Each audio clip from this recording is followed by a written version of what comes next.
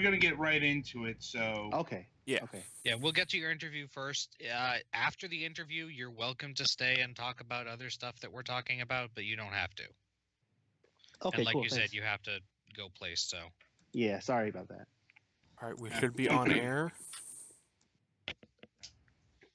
this is why we're flexible. mm-hmm. Not the first time we've ever had to deal with. Oh, I got to be gone in 30 minutes. Sure. Right. Probably won't be the last time. Oh no. Last call for drinks and restrooms, I'm guessing. Yeah. Considering we're on a tight schedule, we gotta, start promptly. So. Yeah, I think I'm pretty much set. I'll probably run and get a drink at some point, but I can do that later. Well, the audio's good and the layout's good. Yay. I forgot to do one thing, though. Did you get the right music? Right music is up. I forgot to turn up the volume to the stream of you guys. And I'm coming in okay. Testing. Yep. Mm-hmm. Cool.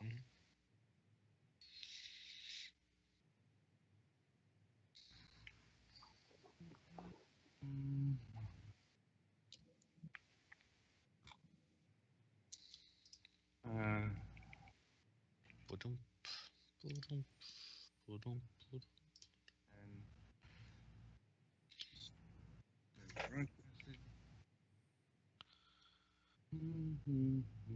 Okay.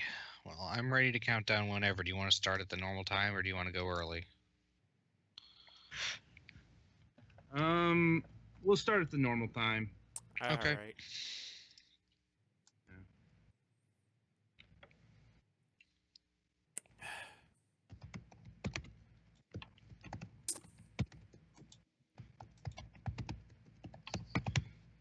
Switch.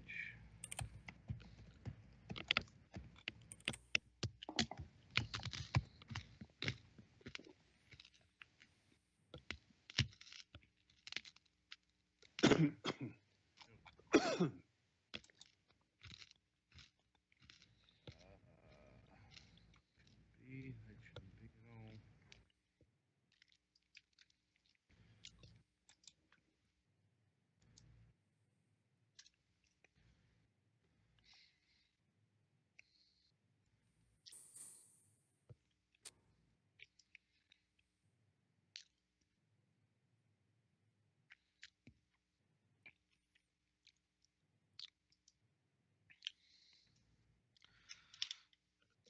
Wait, are you eating something? Yeah, I gotta grab the candy cane off the tree. Okay. I heard some suction. Yeah, I was like, what? Now is not the time for sucking. Crazy.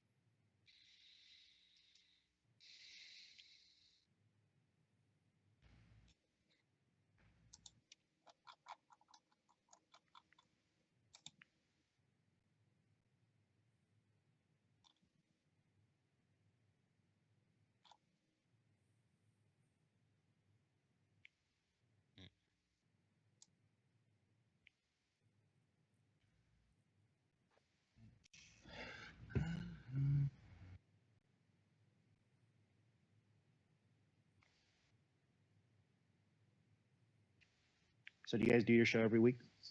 So, at least. Yeah. Okay.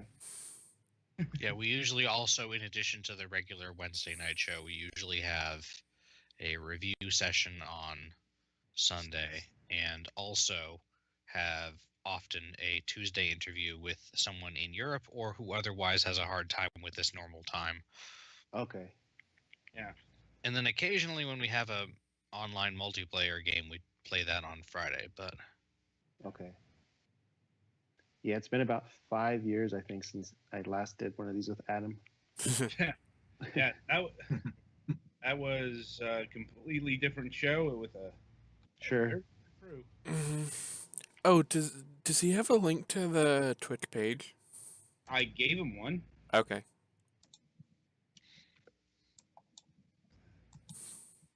So is everybody ready to get started? Indeed, I am. I'm ready. I'm good. okay. Then we can begin in 5. 1 second.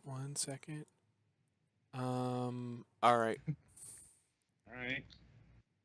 Then we can begin in 5, 4, 3, 2, 1. Fragments of silicon, still better than something developed by a computer.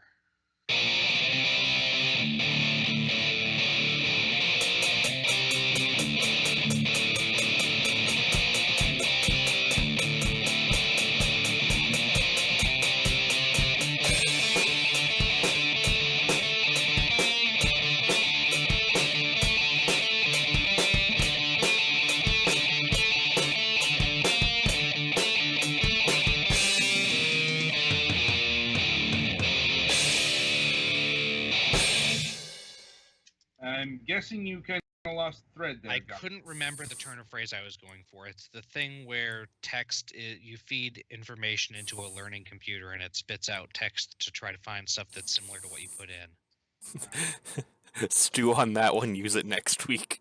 Yeah. Sorry. Anyway, welcome to another installment of Fragments of Silicon. We're changing up our format a bit because our guest this week has places to be sooner rather than later. So we're starting out with the interview. And this week we are welcoming, kind of back to the program, Dean Dodrill of Humble Hearts.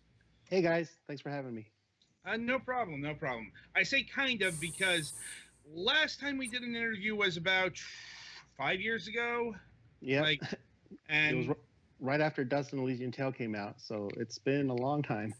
Yes, it has. I mean, this particular show hasn't existed for 5 years yet. So that was done back on the MSP program, and when we had different people here. A lot has changed around here. I mean, we got the dedicated video game show that streams on the Twitch and goes to the YouTube and iTunes and all that stuff. And indeed, the reason why it's been 5 years is because, well, it's been that amount of time since you've released a game. Yep, I'm kind of slow. Right. And your latest is Never Stop Sneaking. Yep. Which is releasing exclusively on the Nintendo Switch this week. Yep, it's coming out tomorrow. Right. So I suppose the first question is, how did you come up with this? Well, first, I suppose we should ask what exactly this game is. Okay, so Never Stop Sneaking, it's weird because it's hard for me to explain in a single sentence, but it's basically like an overhead procedural stealth arcade game. And some of my inspirations are things like Pac-Man and Binding of Isaac and Spelunky. And of course, the visual aesthetics are very much like Metal Gear and a bit of Splinter Cell. I was going to say, it looks a lot like Metal Gear Solid and stuff. And actually, the overhead view stuff is kind of like the original Metal Gears, but those were way more action-y. Yeah. And so it's interesting how it all came about, because it all started with me wanting to create a procedural game, like a procedurally generated game, because I was really fascinated with games like Spelunky, where it's like, it's always a new map every time you went in. Mm-hmm. So I was playing with that, and early on I had ideas for like a really simple control system, like this really simple control scheme, because it Never Stop Sneaking, you don't use any of the face buttons, you just use the thumbstick. Yeah, that was one of the things that jumped out at me right away, is that really the only control thing you do is move around. Everything else happens automatically. And I really wanted this kind of rock, paper, scissors element to the game. So like like if you have a bullet, then you can shoot the enemy, and if you don't have anything, he'll shoot you back, or you can just melee him if he doesn't see you. So there's kind of a neat little hierarchy going on there, and I just wanted it to be this kind of really easy to play, easy to understand arcade game. And I always go back to like talking about Pac-Man because it's like it's a single screen. You kind of know the rules pretty early on, and that's how I wanted to create Never Stop Sneaking. Mm-hmm. All right, and what led you to choose Nintendo Switch as the platform of choice? So, like all games, Never Stop Sneaking started off as a PC game, and because they don't make dev kits for most other systems these days. Yep. So as I was developing it, I found out early on that, because as a developer you're using the mouse a lot, and it's just kind of a hassle to reach over and grab with a gamepad and stuff. So I discovered that I wanted to make it controllable with a mouse as well. When I eventually ported Dust to PC and iPhones, it was a really long process, like months and months of porting time, and just a really difficult thing to do. So when I created NSS, I wanted to make sure that it was more future ready, and adding mouse controls naturally made it easier to add touch controls.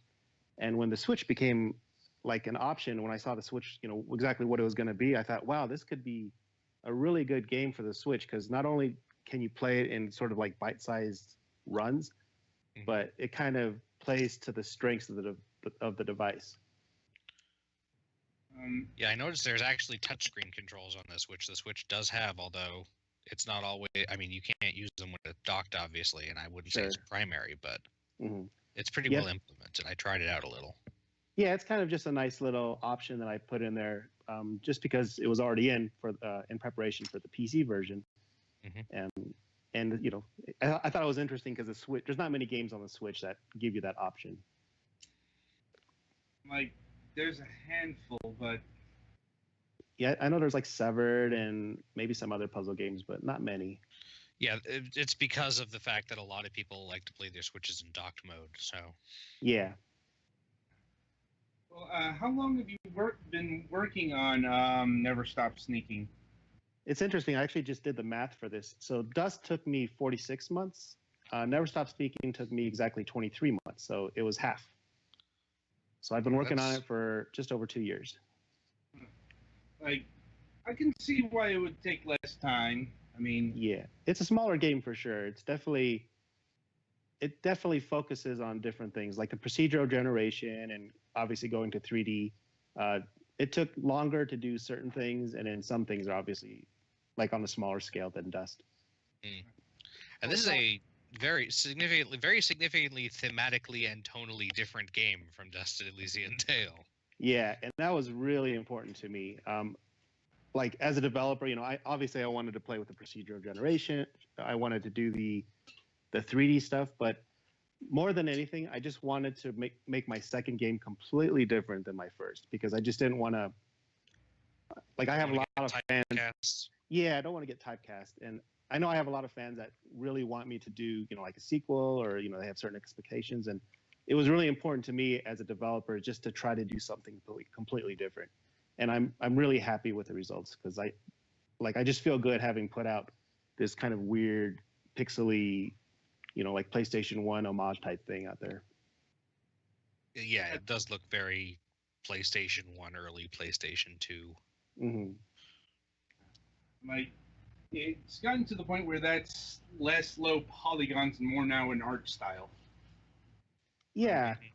Yeah, it's like, because pixel art is such a big thing right now, and this was kind of my attempt at doing something that's sort of pixel art, but a little bit like it's something that not a lot of people are messing with right now. And I'm not really sure if it's a look that'll come back, because there are a lot of ugly PlayStation 1 games. So I wanted to try to balance the line of something that kind of reminded you of that era, but not have all the limitations of that technology. Right. I remember the early 3D era, and I don't miss things like texture warping. I don't miss fogging.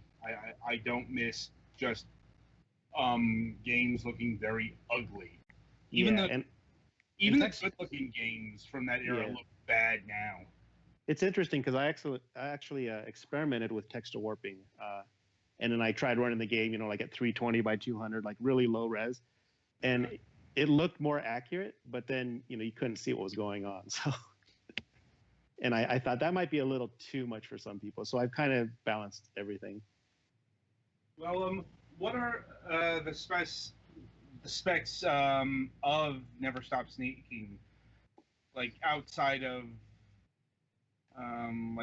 obviously being attuned to the Nintendo Switch screen? Mm-hmm. You mean like the technology behind it, or? I mean, is it running in 720p, 1080p, 60 frames, 30 frames, that kind of deal? Okay, so docked it's 1080p at 60 frames per second, or as close as one can get, and then undocked is a 720p. So it's pretty much the native resolution of the device in both states. Mm-hmm. Was that hard to achieve, or is that relatively easy? Not easy, but I think it's just because I spent so much time on the initial, like before I brought it over to the Switch, because I didn't actually start porting to the Switch until about 3 or 4 months ago when I got my kit. But working on the PC, I just spent a lot of time trying to optimize and like, even though it has this really simple look, just trying to trim all the polygons, trim all the textures, keep everything as manageable as possible. Because I knew that eventually I'd want to bring it to other platforms, and that was something I learned when I was doing Dust. Because porting that to other devices, I spent years doing that, and it's not something I want to do again. I don't want to work that hard porting things again. Well, I suppose the question that would beckon is, would there ever be like an opportunity to port, say, Dust to the Switch if someone else handled it? Well, that's something I'm actually looking at now. It's something I've kind of wanted to do for a long time because I'm a big fan of like handhelds. I'm a big Vita fan, and it's something I wanted to do on the Vita, but it just never worked out. And obviously with the Switch, I think PlayStation Vita. Yeah, and obviously with the Switch, it's such a cool little device. That's something I'm looking at, but it kind of depends on several factors. Some are outside of out of my hands. But now that I've got NSS out there, it's something I'm thinking about, and of course, future games. Of course, like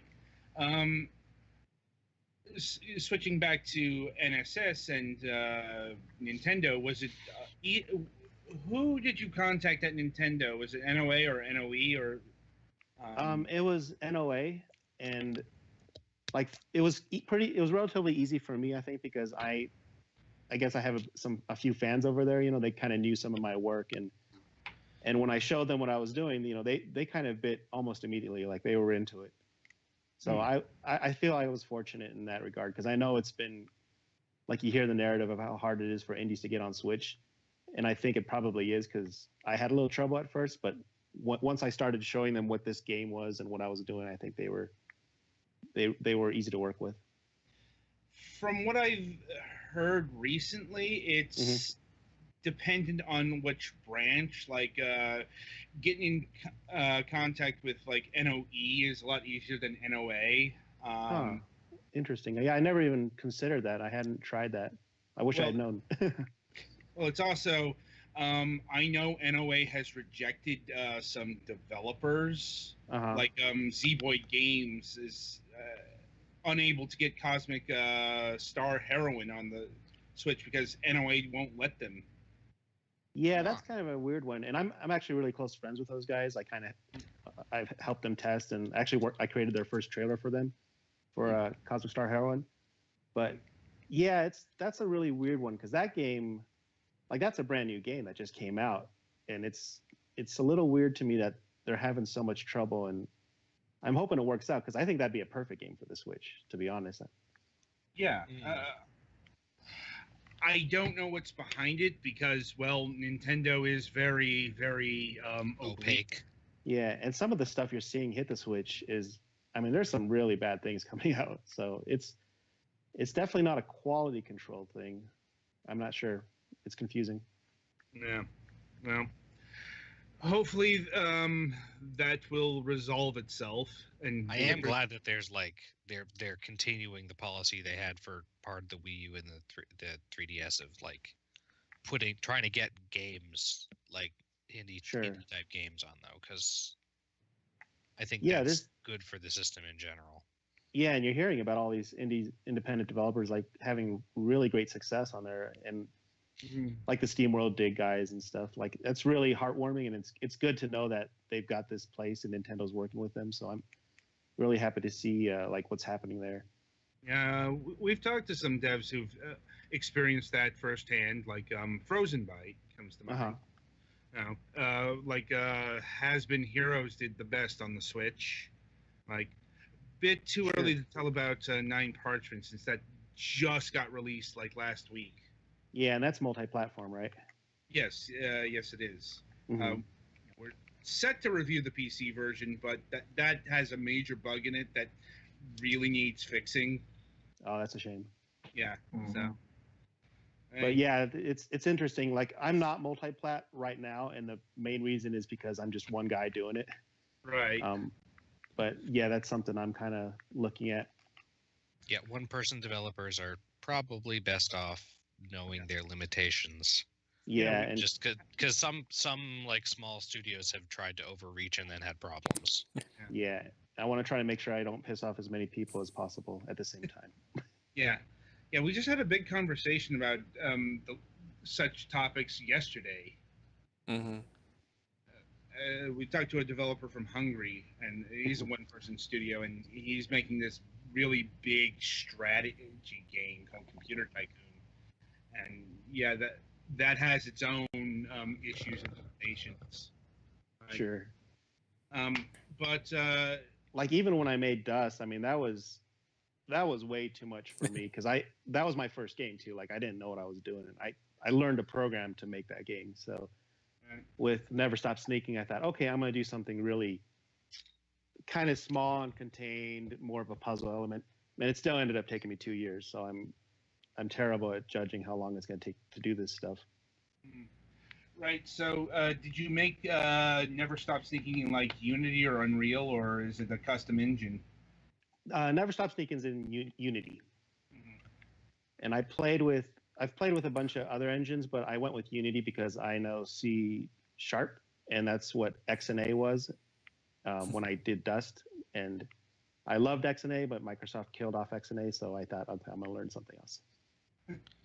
Unity's not bad for 3D games as long as you take the time to, make sure that everything runs reasonably efficiently. It's interesting because I've worked with, since I had worked on another game, now that I've used Unity, I can understand why so many other games made with Unity are perform badly, because there's just a bunch of little, like if you don't know what you're doing and if you're just kind of relying on the tools or just assuming it's going to do certain things for you, then I understand why so many Unity games perform so poorly, especially on like the consoles, because it's a completely different beast than working on PC. Yes. Many other developers have told us this. It is relatively easy to bring a game to another platform. It's a whole nother ball game optimizing it for the platform. Definitely.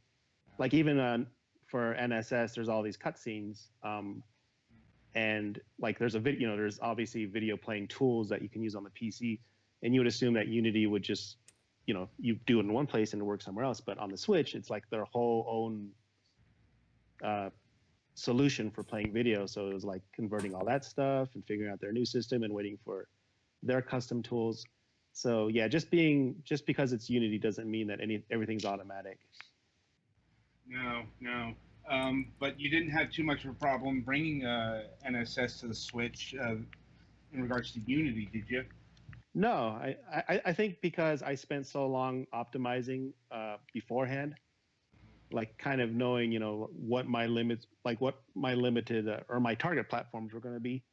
And I knew that like I looked at the Switch's specs and I kind of knew, okay, it's, you don't want to push it as hard as like an Xbox One. Obviously not as much as a PC. And since I was working in kind of the simpler visual style, then I tried to cut as many corners as I could to make it look accurate and perform smoothly. Because really, I think a game like this, especially when it looks kind of simple, like 60 frames per second is kind of a must. Oh yeah, yeah.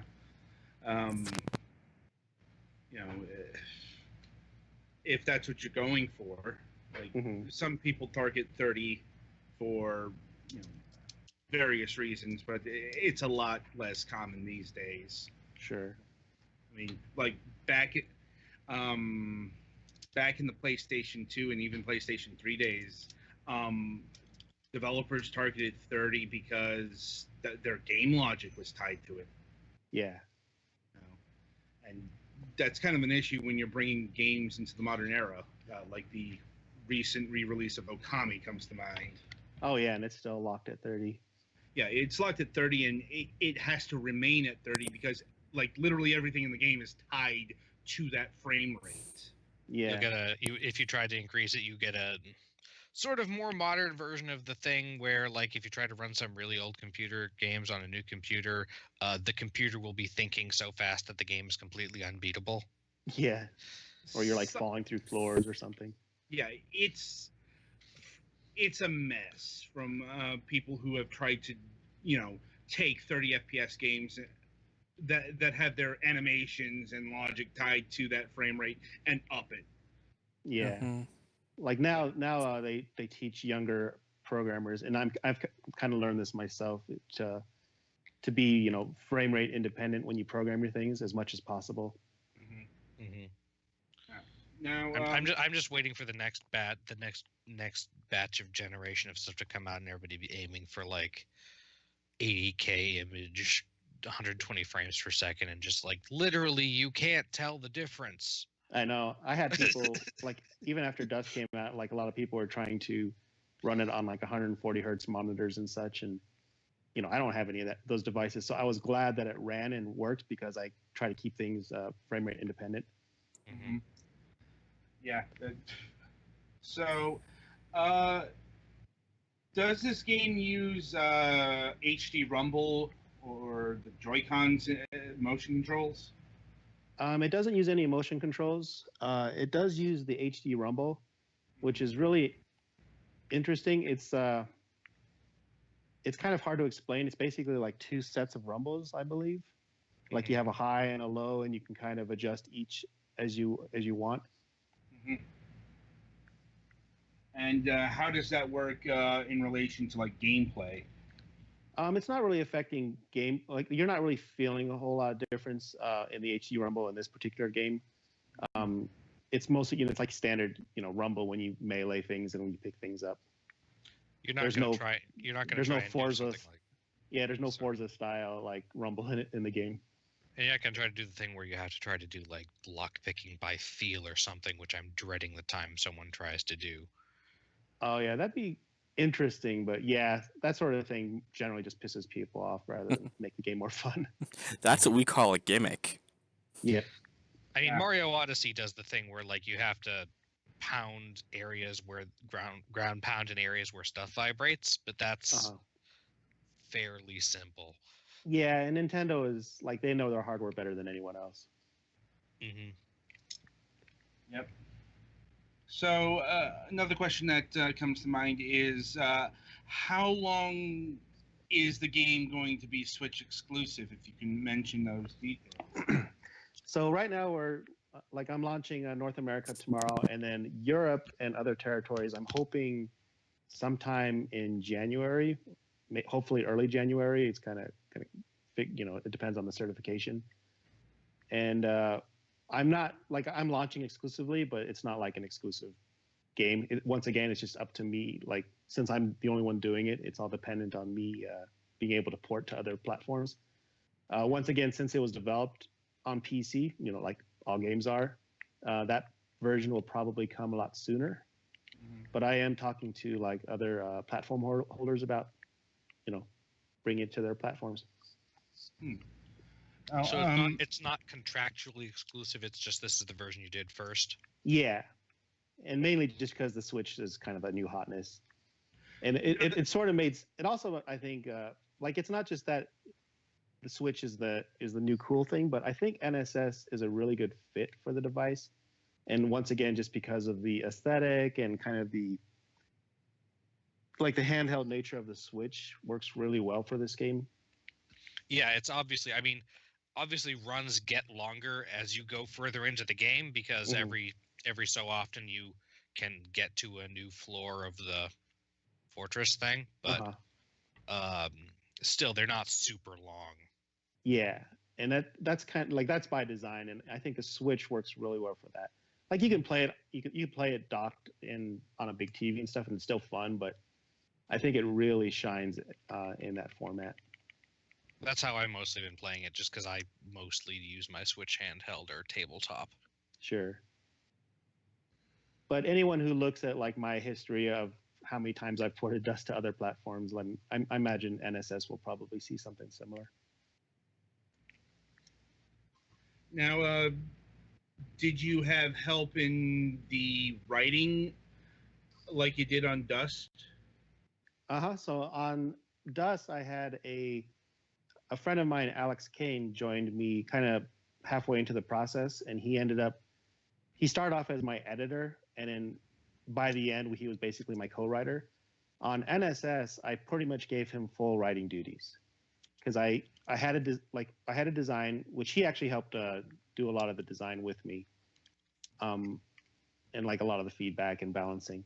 But on this one, I thought, okay, I want to focus on the gameplay and the aesthetics and the feel of the game, and I pretty much just let him loose on the actual story and dialogue. So that's all him. Oh, so is that why it took such a parody direction? Well, I think the parody, like we knew early on that this was going to be kind of like the fact that it was going to be run based and that you were going to have runs that looped and you're going to see, like you were going to refight bosses and stuff. Mm-hmm. We knew that there had to be something to kind of explain it away. And I don't know, I think parody just kind of worked. Like when we were talking about doing the Metal Gear style like aesthetic from the PlayStation 1, we thought, well, if we play this completely straight, I don't think it's going to work. Like we should have fun with this. So I think the parody kind of came up naturally. I can see that. Yeah, this is a pretty silly game. I mean, not like in a derogatory way or anything. It's totally like making fun of spy stuff. Yeah, like I mean, when you have characters without any animated mouths and their heads are bobbing around, today you have to do something about that. You know, like I don't think that'll fly in a serious story right now. Probably not. Like, not with great care it could be, but it wasn't one of my focuses. Yeah, that would be very time-consuming and expensive. Mm-hmm.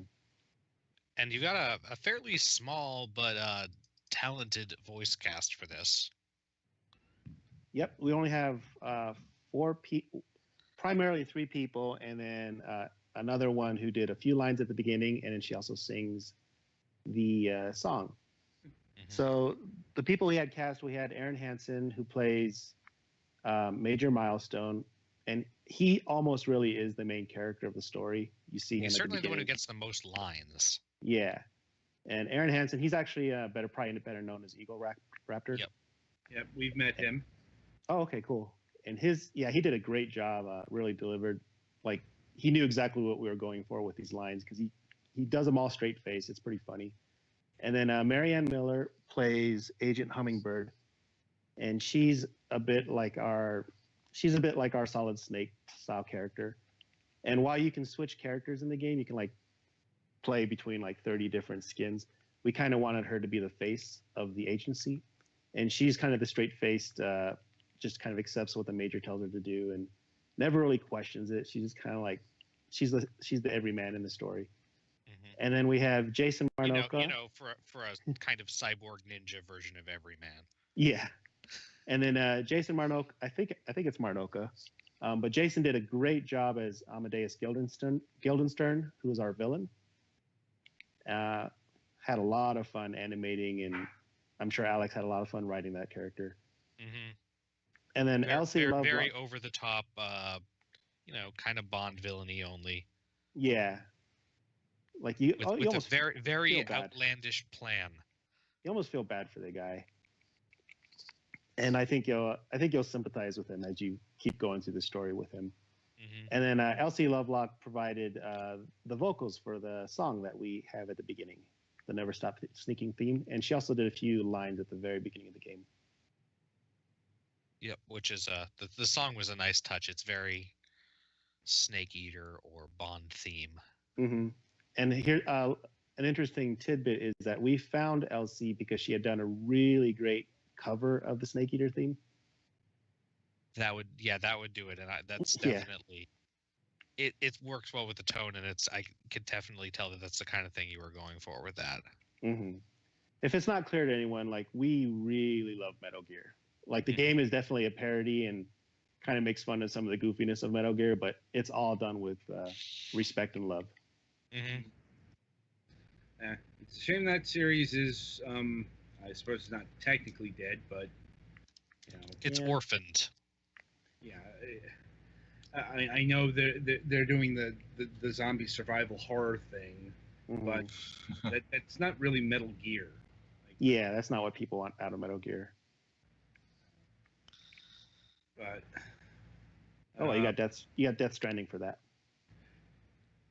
I'm not exactly sure what Death Stranding is going to be like at all. No one is sure what Death Stranding is going to be. I guess Kojima it probably depends. doesn't know. It depends on if you play Metal Gear for the game or if you're playing it because of Kojima. So Yeah. It's like, I'm this like- is what happens when you let Kojima run wild, and I'm kind of scared. yeah. I'm like, yeah, this is unhinged even for his standards. Like, I guess we'll find out at some point what that's going to be. Definitely. Hopefully before the heat death of the universe. Uh-huh. Well, it had a new trailer. Like, Mhm. Yeah, but we're also no, working yeah, on I assume Kojima it's time progressive. here. I assume it's progressing properly. It's just they're being very I'm not even going to say tight-lipped, but what they're putting out about it doesn't tell you a whole lot. it's more engaging than anything David Cage has made. Oh yeah, I'll take a Kojima anything over Cage.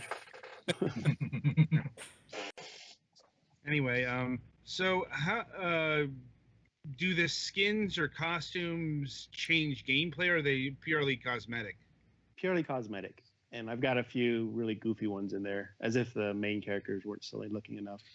Yeah, well, yeah, there's you start out with like 4 skins for people, and it's a very diverse and interesting group of people, but yeah, I think those are all pretty much. And then you also can get skins for your weapons, which some of them have plot significance in that you unlock them in a plot-bearing way, but they don't work any differently.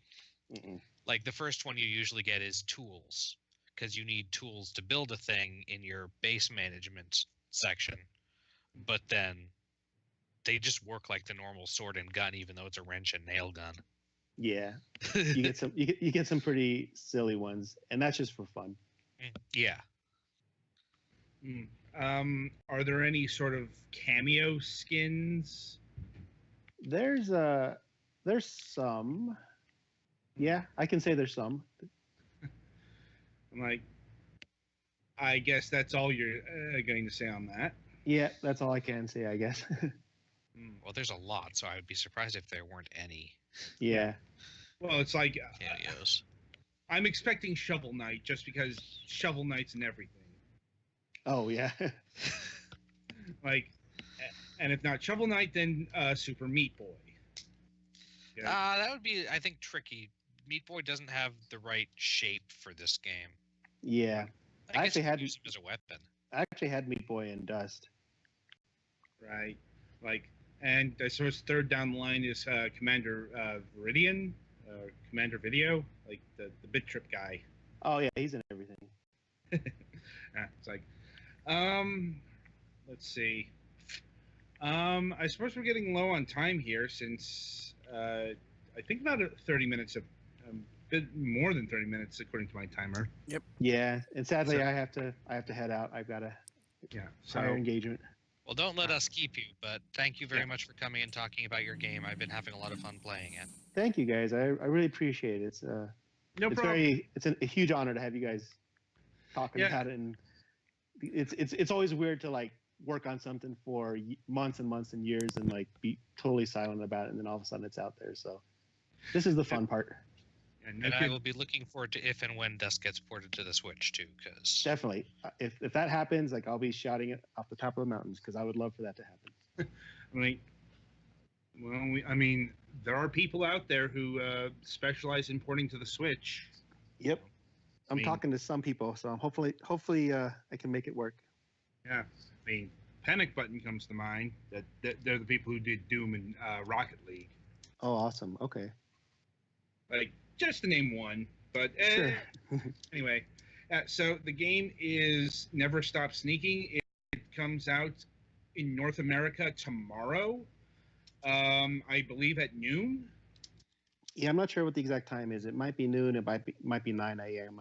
I'm Yeah. not really sure.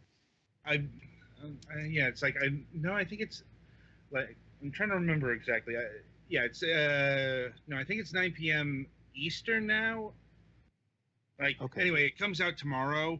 Yeah. It's retailing for $15. Mhm.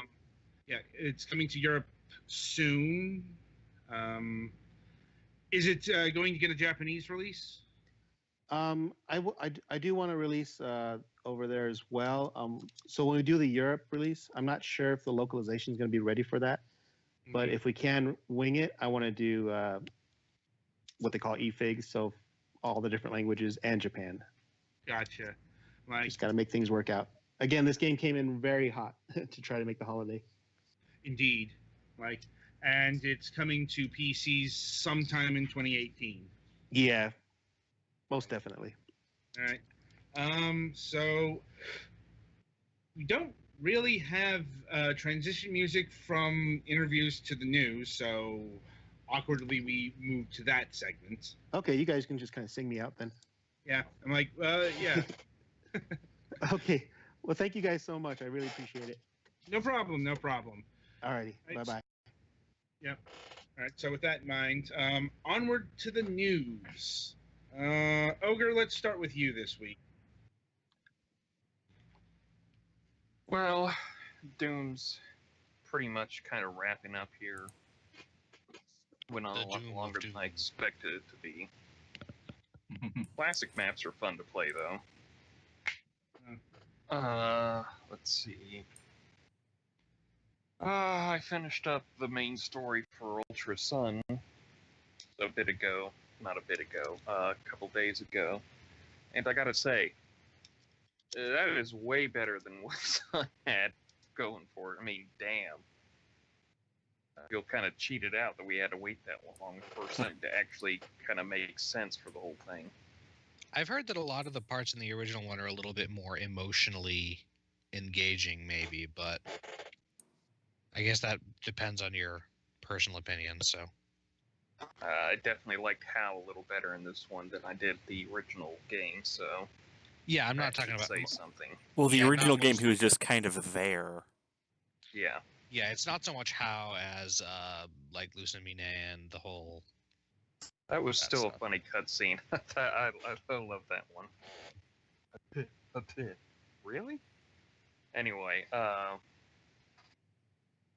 probably gonna wait for after the holidays just to see if I can get a Switch. Kind of want to get one, and I can get one, but I don't want to force myself to get one just because. Just because.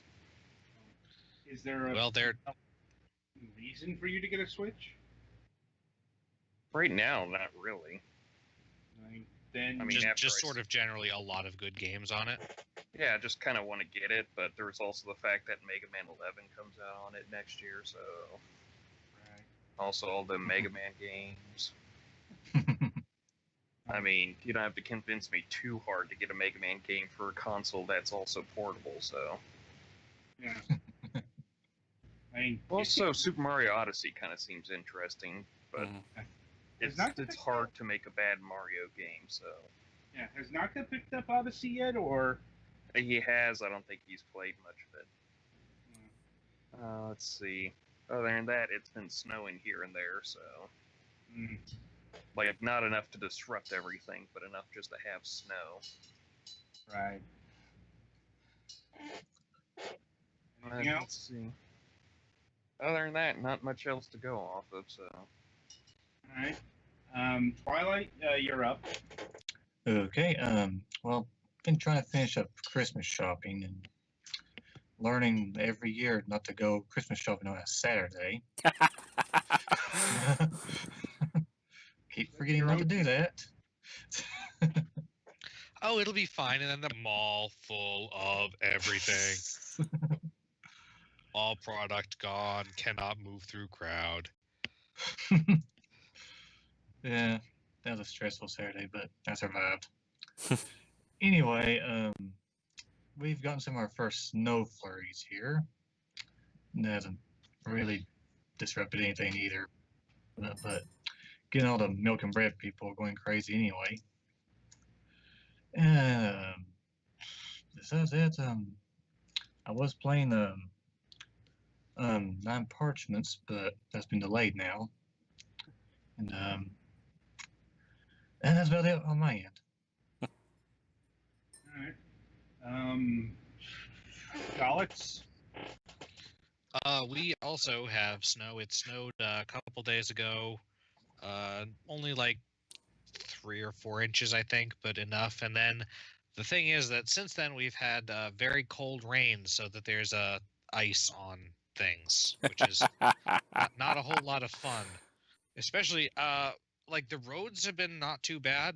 Well, they were on Tuesday, but not since then. The roads haven't been too bad, but my car has a thin layer of ice on it that makes weird noises when I turn or go over a bump and stuff. And I was like, man, I hope that was the ice crinkling and not like something falling out the bottom of my car. You'll find out if it stops moving. And I think there's something wrong with my driver's side front tire anyway, because that one, whenever it gets cold, it gets low air pressure. Mm-hmm. So, like more than the other ones do. So Mm-hmm. might see something about that, because I don't want to have to replace a tire, and it's not that bad yet. But video game wise, I've been playing Never Stop Sneaking, having fun with that. More about that, more or less on the review, I think. I've also still been playing some of Moon Hunters on the Switch. Got a chance to play with my friend, and yeah, there's still slowdown in that mode. It's not that much worse, but it's nice to be able to play it multiplayer properly, since we never managed to quite get that off, or at least not without some issues. Work is getting back to ordinary after the whole disruption. The cubicles are reassembled and the carpet is in and the walls are painted, so everything should be ready in time for the holiday party this Friday, which I still need to get something for the Yankee swap for. Yeah, other than that, not a whole lot, so I will pass. Okay. Sorry. Anything? Friday we got DirecTV installed, so that was a thing. Much better than that old indirect TV. Well, much better than fucking Suddenlink TV. Mhm.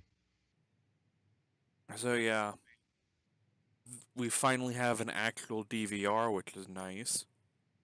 Mm, Yeah.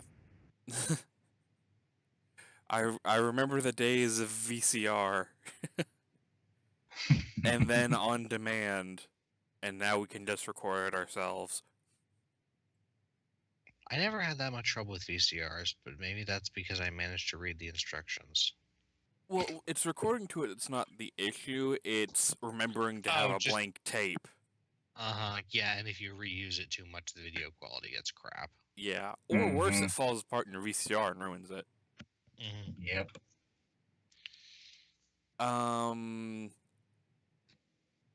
I played the Monster Hunter beta this weekend, and I'm kind of hyped for that. Hopefully, I can get a new computer before World comes out, so I can play it on PC. But I mean, the PS4 version isn't that horrible either, so I mean, if I have to get it there, then not the worst thing in the world. And not a whole lot else I can think of. Okay. Yeah, I can't think of anything else. Guess it's my go. Still getting over this cold or whatever the upper respiratory infection. It's like gotten a lot better, but still a persistent cough. Still hating the taste of cough medicine, and it's still cold as fuck down here. I know it's not as cold as other places, but I live in Florida. I'm still waiting for it to snow in Florida before it snows here in Missouri. Like, not quite that cold. Like, it gets down to the 40s and upper 30s, but not, not cold enough to make it snow. Rain, yes. Like, the weekend was pretty fucking miserable because, the rain, makes it that much worse. But, tis the season to be complaining about the weather, as we do every fucking winter. And then summer comes around, we're all debating the efficacies of just taking our skin off. Indeed. Like, it's like, it's hardly ever a time when we're not complaining about the weather, I noticed. Yeah. Are we getting old? I'm like, I think we've been old for a while, considering how often the weather comes up on the news here. Hey, it's one of the main things that impacts how you go about your everyday stuff, so. Duly noted, but I just noticed that there is a very distinct pattern of complaining about the weather. Like, outside of that, not much here this week. Just finished like the Christmas shopping for the family out west. Like, the nephew is into the Minions. Oh, I'm sorry. I'm sorry. I hear that cyanide is considered humane in some circumstances. Well, it's like I don't have to put up with it, but my brother does. So we're sending him this, like a Minion doll that talks. You're evil. I'm like, hey, it's what the kid wants. So, I'm just glad it's going to a very far away state. Yeah, no shit. Like, look, I don't care what the kid's into. The Minions are fucking annoying. Yep. You gotta remember, the kid is a kid. Like, kids like stuff that are not necessarily good. And let's just leave it at that. Like, anyway, so we're about 2 weeks away from Christmas. Yeah, something like that. 12 days by my math. Yeah. I'm like, we'll go over the rest of the schedule at the bottom of the show, but this is one of the last broadcasts of the year. Like, let's see. We're still debating if we're going to do a New Year's show yet or not. Like, I'm not sure. Like, that's probably not going to be determined until like really close to New Year's. Yeah, you'll see something up on Twitter and possibly the Discord. Right. So, outside of that, that's about it. So, Petty Fan, play us to the topic of discussion. Oh, man.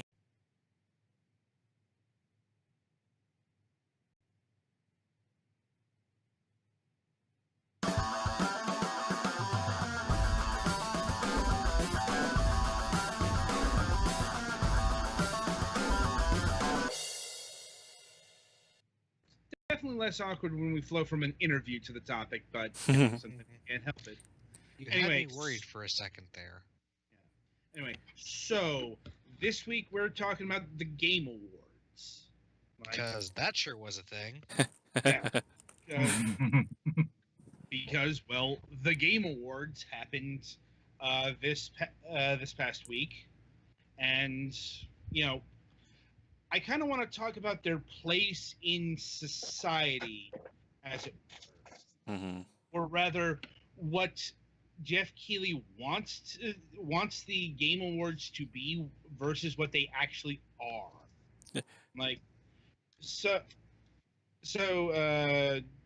Jeff Keighley is the main guy behind the Game Awards.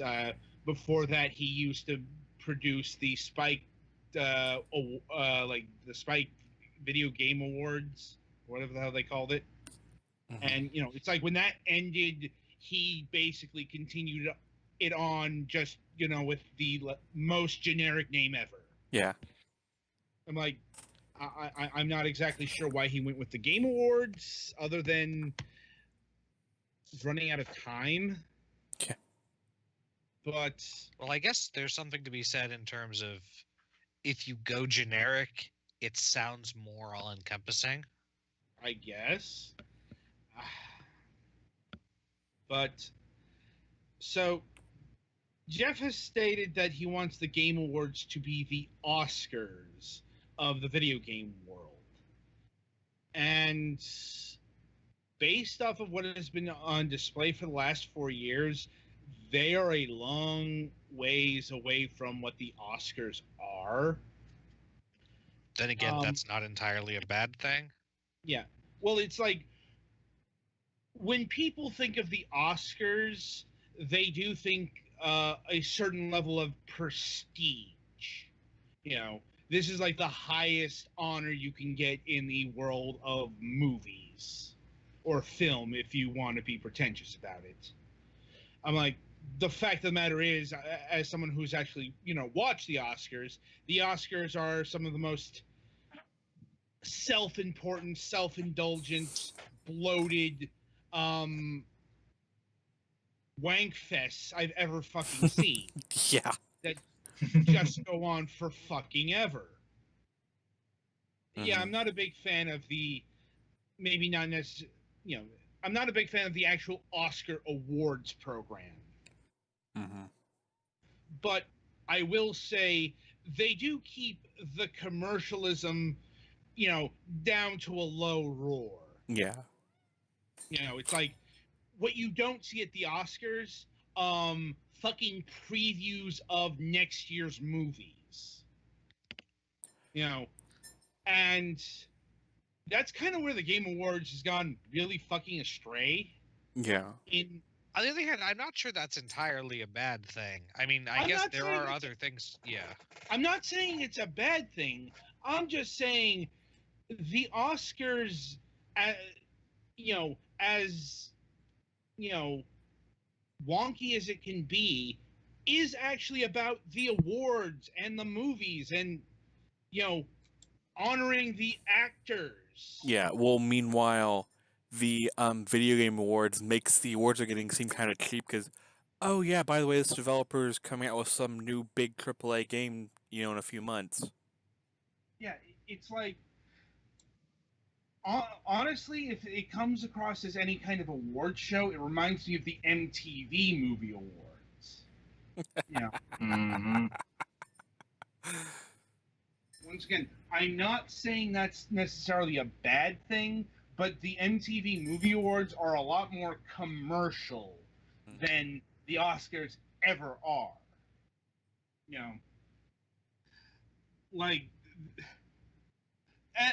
And I'll grant you that the Game Awards are pretty all-encompassing. They don't ignore the indies. In fact, they had a new category this year honoring the best student game, which is really, really good.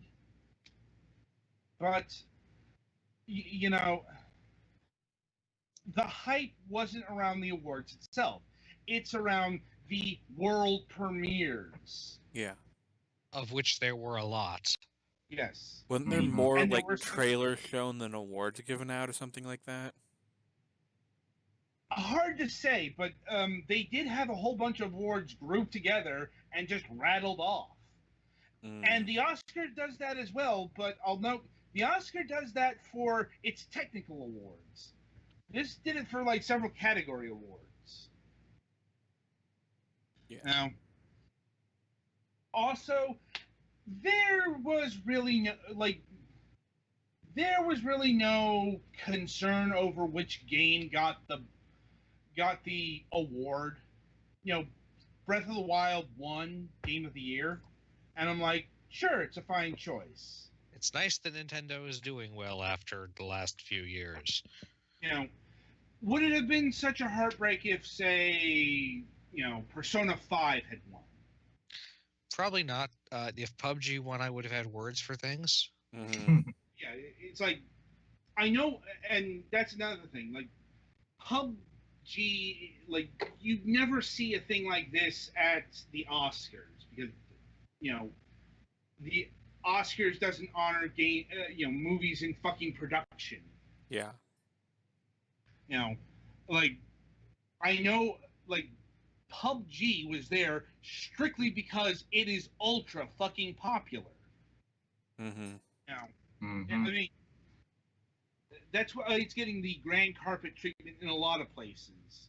Like I think PUBG comes out officially this week or next week, like, and it's an early access game, and it plays like an early access game. It's Yeah, gonna by be- all accounts, it's still broken as hell. So they haven't even released release candidate yet, and yet they're Yeah. going for full release. Yeah, and it's getting a Game of the Year nomination strictly because it sold about 25 million copies. Well, and it is kind of a phenomenon in play style of whatever. But yeah. Yeah, But the thing is, it's not a complete game, and Game of the Year. Like, I don't care if it wins Game of the Year if it at the year after it comes out. right. But It's not a complete game, but that's kind of what I'm getting at here. This Game Awards is less the Oscars and just another part of the hype cycle. Yeah, it's a giant popularity contest instead of this game is legitimately good. Well, it's like the Oscars are a popularity contest, but it's not about to. The Oscars are never about plugging next year's blockbusters. Like, Yeah. you're not seeing, Thor 4 being promoted as a major part of the Oscars. Yeah. That's or the next one? Yeah, I guess it is. that's kind of the fundamental problem with the Game Awards as a concept. Yeah. is They're what I'm basically getting. rendering all of their awards they're giving out as somewhat meaningless because there's Yes. supposedly Mhm. the next big thing is coming out in as little as a few months. Yeah, it was more like a baby E3. Oh, and also we announced some awards for some things. Yes. Like, yeah, they look And- nice on the box, but It's and if that's what you're going for, fine. Like, being the MTV Movie Awards of gaming isn't necessarily bad, but if you're going to try to be like the Oscars, you've got to have a bit more gravitas than what was on display here. And I'm not going to say that the Game Awards can't ever reach that actual plateau, but it's got to remember, the actual fucking Game Awards rather than, oh hey, we've got a big exclusive premiere from Nintendo. Yes, Bayonetta 3 is a very good announcement. I'm like, but those are stuff they should have saved for something like E3. yeah, it's like, we're not here. We shouldn't be here for that. We should be here because we're invested in seeing, like, The Legend of Zelda Breath of the Wild win Best Game of the Year. Or, you actually give a shit about the people in the trending topic, other than like if you actually know who they are. Yeah, like we have shows for marketing the new big games. An award show shouldn't be one of them. Yeah, it's like there's plenty of time for the hype cycle, and it's also like, okay, if you want to use your award show to hype upcoming things, that's why I keep going back to the MTV Movie Awards, because that's the kind of thing that happens at that award show. They hype up the big popcorn movies, both the ones that they're issuing awards to, and also the things that are upcoming. It's like, it's also like the Oscar tends to do shit like they do skits around around the movies. It's like, and they had more of more of that with an actual orchestra this year. So they are making steps in the proper direction, but I just keep coming back, like, the Oscars just would never be this crass, at least not intentionally so. Right. Sometimes things go off the rails, like we saw with that one guy. Who basically said, fuck the Oscars and all that stuff. Well, there are definitely reasons to feel that way, but yeah, it's like, aspiring to be the Oscars isn't actually necessarily the best thing in the world, but I get it. Especially with the way the Oscars are being handled right now. Yeah, it's like, and I guess part of the thing is, if you really want it to be like that, you need to focus on, you need to get everyone, like the Oscars kind of, I mean, aside from being really early to the awards game, I guess it's sort of by acclamation that they're considered really a high level of awards. So you'd have to get people to agree that the Game Awards were a big deal for them to be a big deal, basically. Yeah, I'm like, the Game Awards aren't there yet. Maybe in time, but I'm like, they don't carry that kind of weight yet. Like, and I just think that it's always going to have this fundamental problem as long as it's more about, the trailers of upcoming projects rather than, the games that actually came out during the year.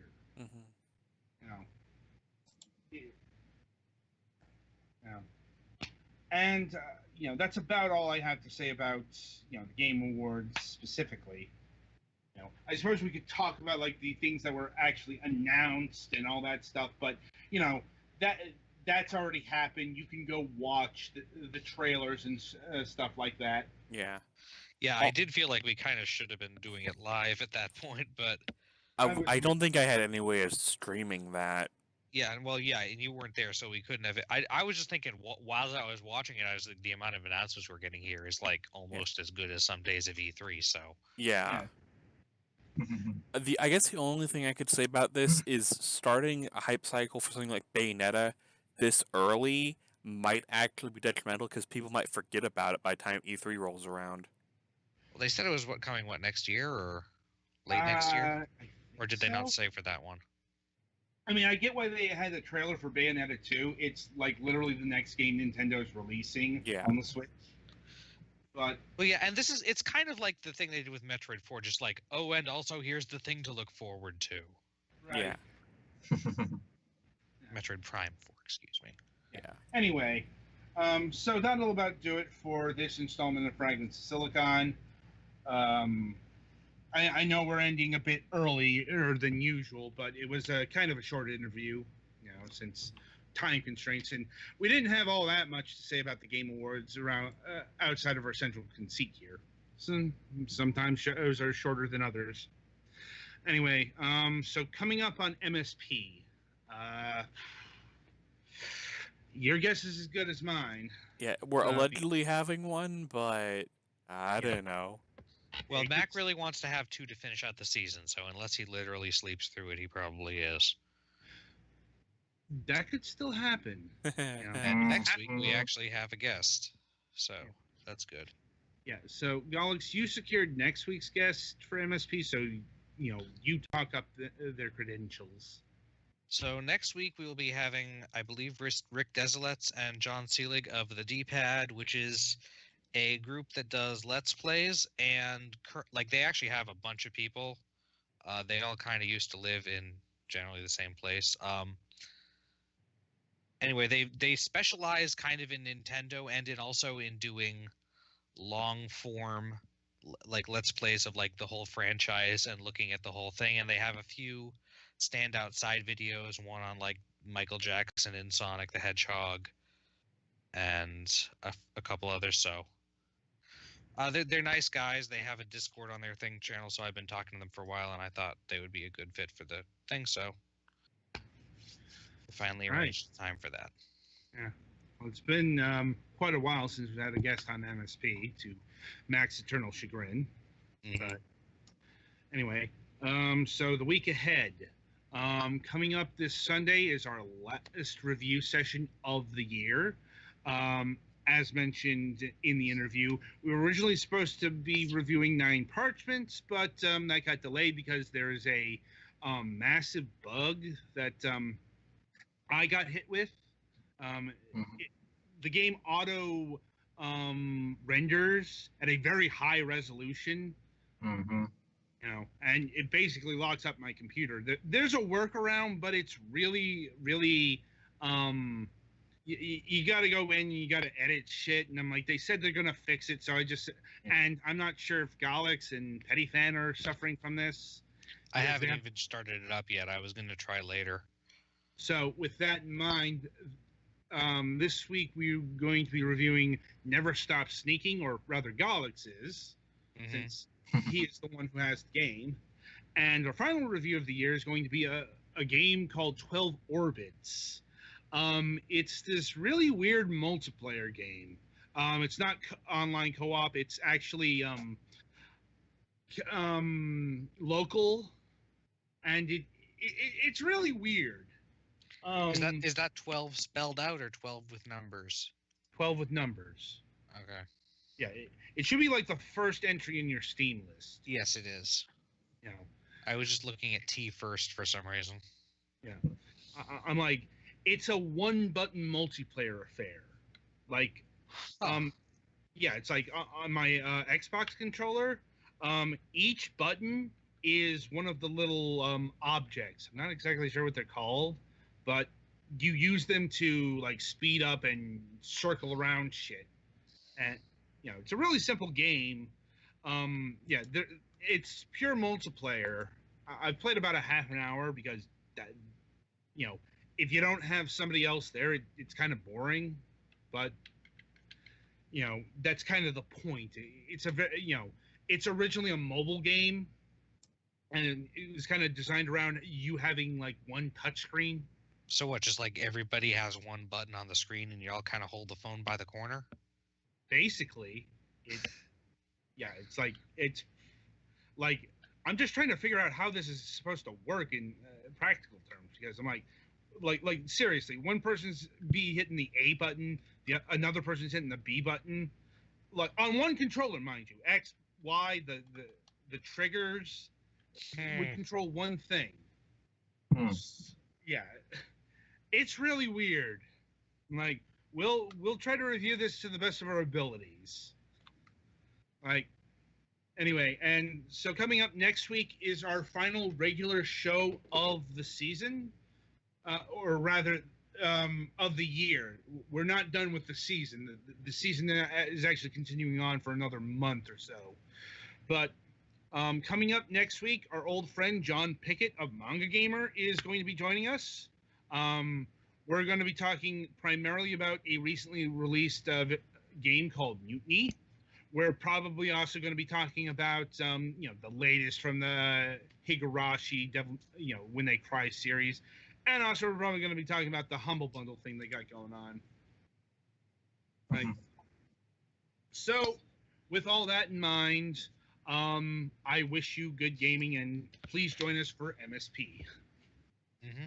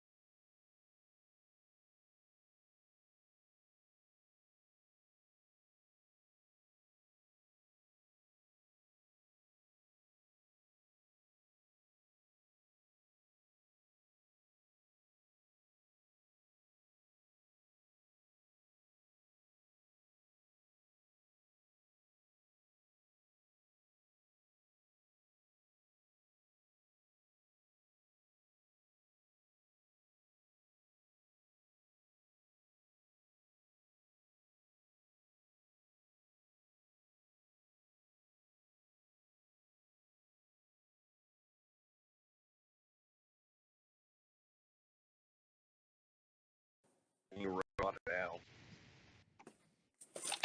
He hasn't dropped.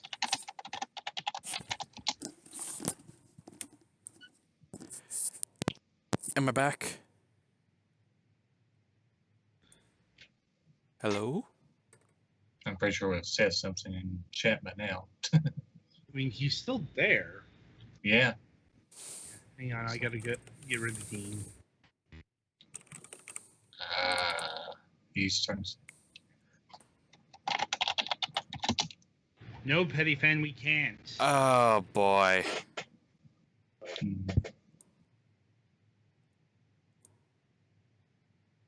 Hello?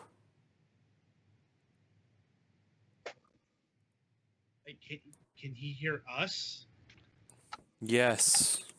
There he is. Ah! I had to flip the switch. Oh, the audio thing. Yeah. Well, I figured it was on the right thing, it's just... I guess I had to toggle it back from something else for Skype to reinitialize, because my headset crashed. Oh. Luckily, it was after I ended the show, so it doesn't matter. I have a nice fat endpoint to look for.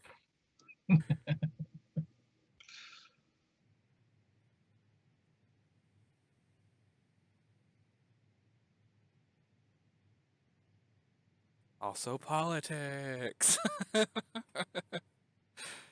about them. Donnie Boy's probably not having a very good day right now. Yeah. Yeah.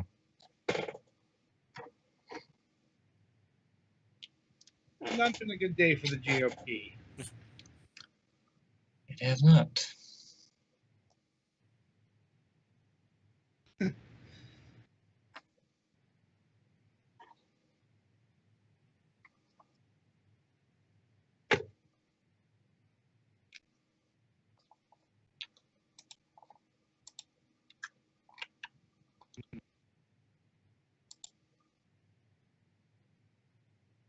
Oh, computer, can you not lag?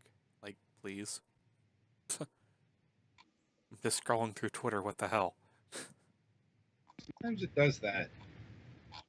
Yeah. Well, my entire computer has been, like, really slow. Like, again, I really need a new one, but that involves a lot of money. Something you're kind of Yep.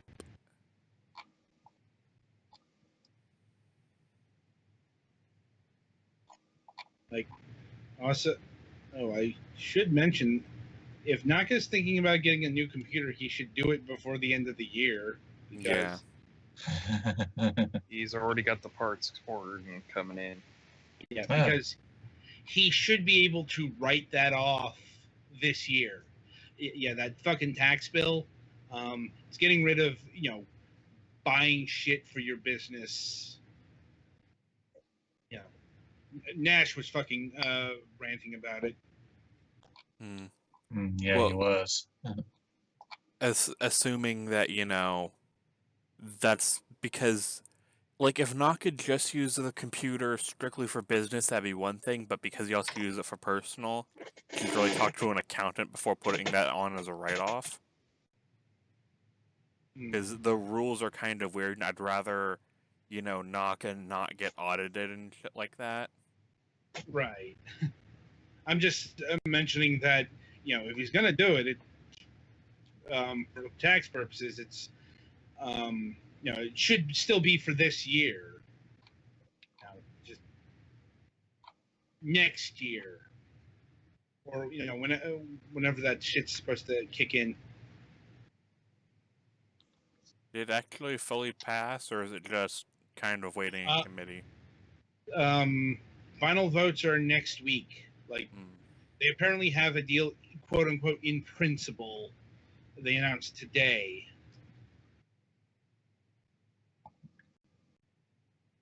So,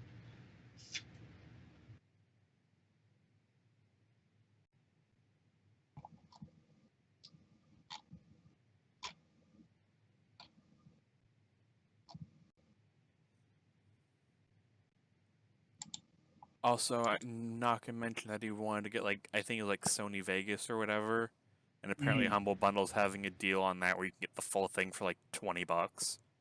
Yep. I tweeted that at him, so I don't know if he got that. I don't know if he really pays attention to his tweets, but I did take your tweet and put it in the Skype window for him too. So. Oh, what, the one I sent him? Because yeah, Yeah, I don't the know one if you he sent even him. looks at anything I send him on Skype. That's one of the things I like about Facebook Messenger, because it at least lets me know if someone's seen it. Well, Skype, it's like not so much.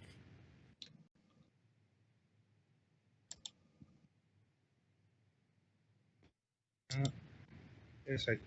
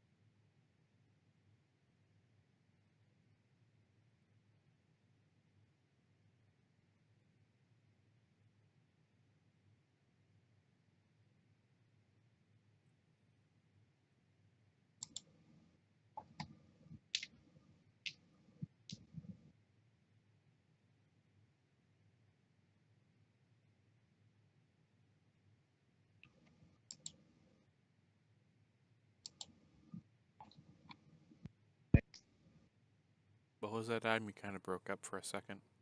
Nothing. No. Kind of in between shows, but yeah, you mentioned that too.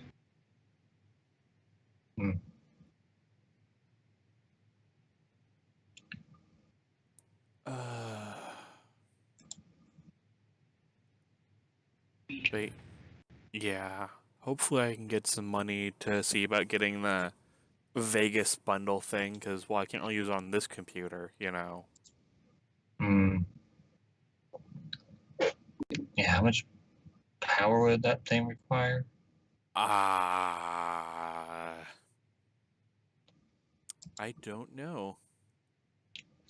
I was actually considering getting it myself, but Well, honestly, it's worth it for $20. For Vegas Yeah. Pro alone is $400.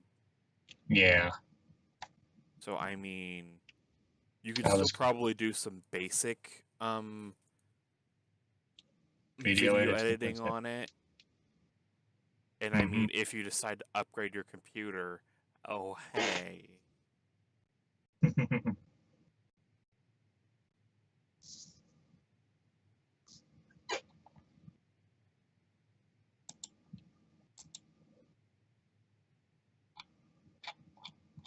Yeah, the upgrading thing has crossed my mind a few times, so I'm going to wait and see.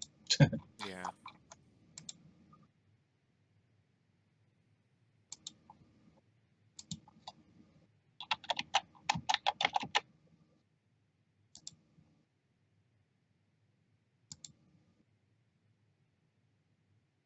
Because, like, hopefully by the end of next year, I can see about ordering new computer parts.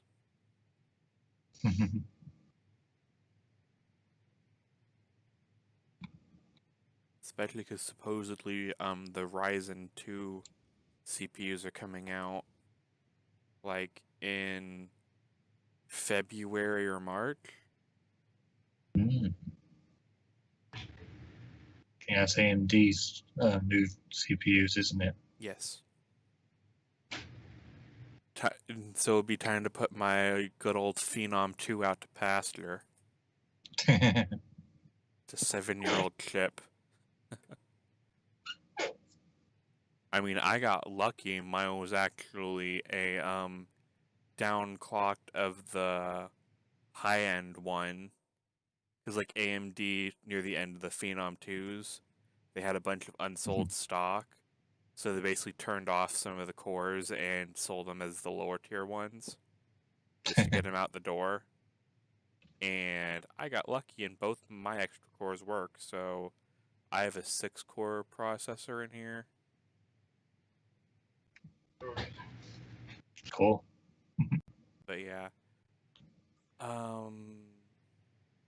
Like, I think the Ryzen 1 is like I can't remember if it's 12 or 16 cores, but yeah. That'll be a lot of nice power to stream this monstrosity.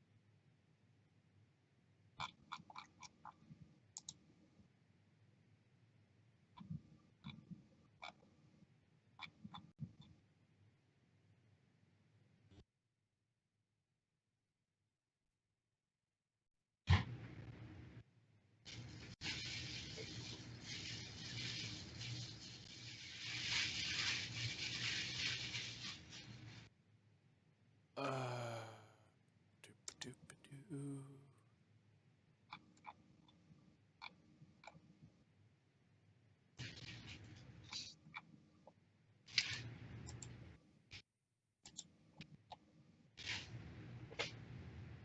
Steam, now is not the time to update.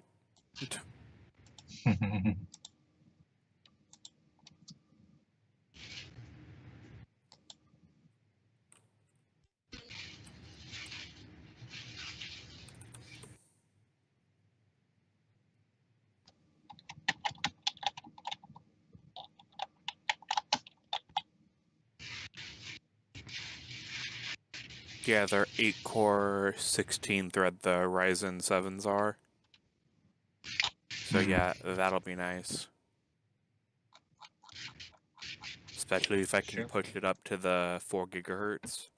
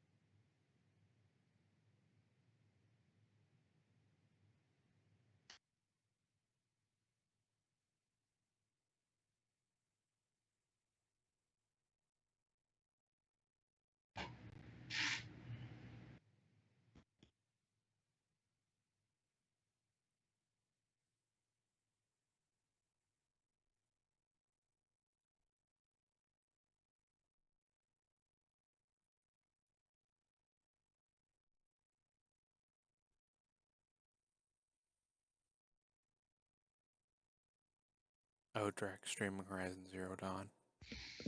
I'm back. Welcome back. Welcome back. Congratulations for not getting lost in the wilds.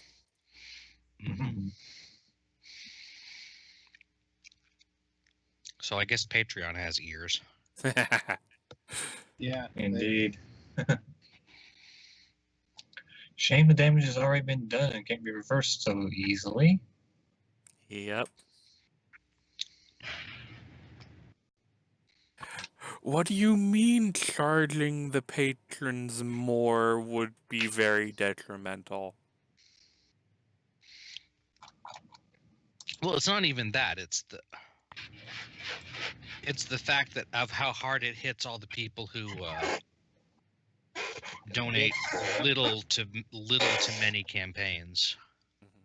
Yeah, I certainly got that from the just innumerable amount of people complaining about this change. Like, Yeah. Like, isn't it something like if you donate to like $1 to like 4 or 5 campaigns, you're essentially paying an extra $1 Mm-hmm. at least? It would only be 3. Because it's like an extra 36 cents. well, the big twist of the knife wasn't even the the fees onto the patrons. It's charging each individual pledge. Yeah. That's where it really stacked up quickly. Mm-hmm. You know, because as it is, you know, you can take your money that you get on Patreon and pledge it to other people, and that's just one charge. They wanted to do that individually. Right. Yeah, Mm-hmm. it's no wonder people got their torches and pitchforks.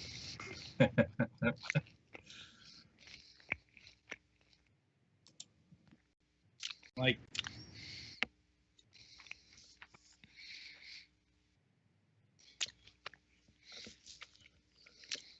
Don't bite the hand that feeds you.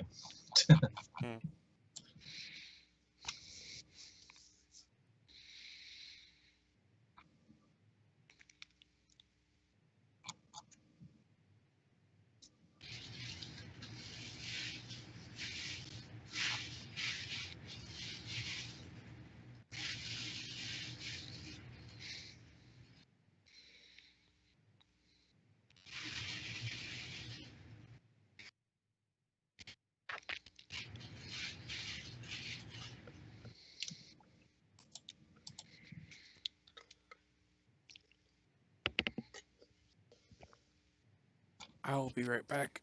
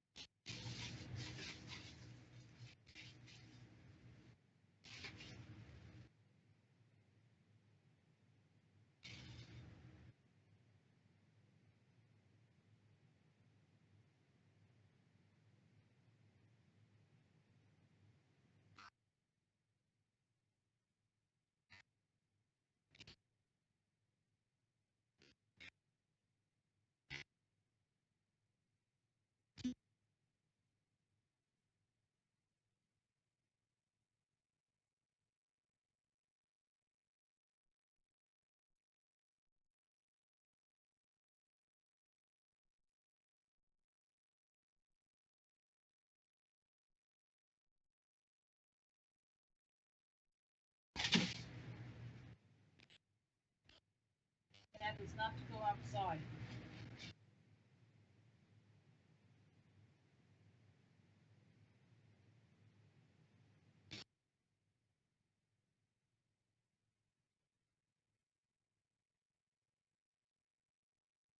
Hear what I said? Yeah. Run for something.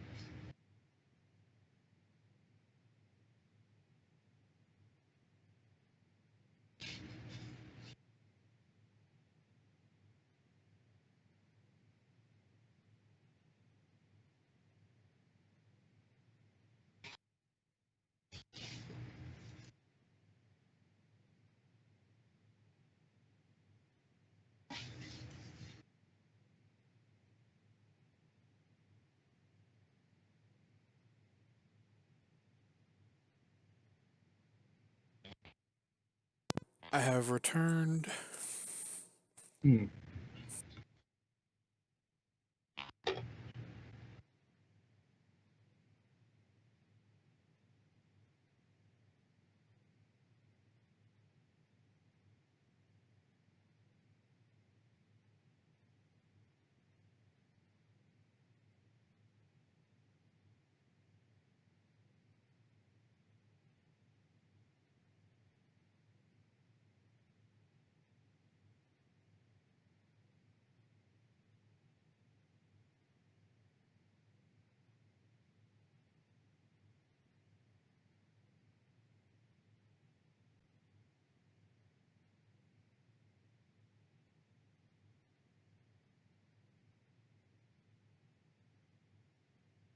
That's right. Apparently, Disney's buying Fox tomorrow.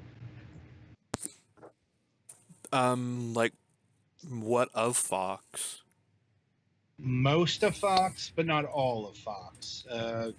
Looks like Disney's buying everything that isn't Fox News, Fox Sports, at least Fox Sports 1, and the Fox TV network.